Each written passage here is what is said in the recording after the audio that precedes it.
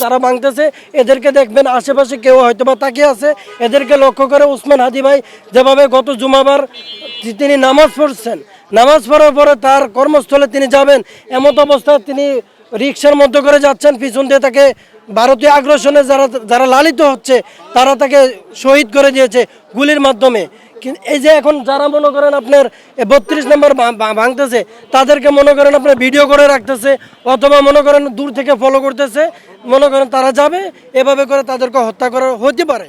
আমাদের প্রিয় ভাই ওসমান হাদি শহীদ হয়ে গিয়েছেন ভারতীয় আগ্রাসনের বিরুদ্ধে যারাই লড়াই সংগ্রাম করতে যায়। আমরা দেখেছি আল্লামা দেলোয়ার হোসেন সাইদি থেকে শুরু করে তার পরবর্তী আবরার হত্যা হয়েছিল ভারতের আগ্রাসনে। এখন গতকালকেও যে আমাদের ওসমান হাদি ভাই শহীদ হয়েছেন তিনিও ভারতের আগ্রাসনের কারণে হয়েছে। আর ভারত লালিত পালিত করেছেন হচ্ছে আপনার আওয়ামী লীগ সরকারকে।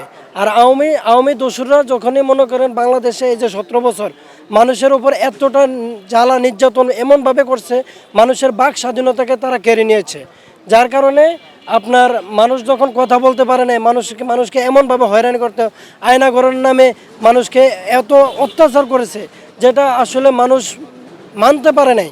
বিভিন্নভাবে তারা আন্দোলন সংগ্রাম করার পর 24শে জুলাই আন্দোলনে তারা সাকসেস অবলম্বন করে।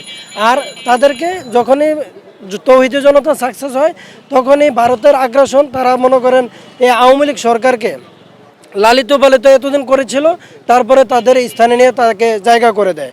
তো আমরা মনে করি এটা এই 32 নম্বরের বাড়িটি ওই তখনই ভাঙা উচিত ছিল, কিন্তু আমরা তা দেখতে পাইনি। আমরা এটা সরকারের ব্যর্থতা মনে করতেছি।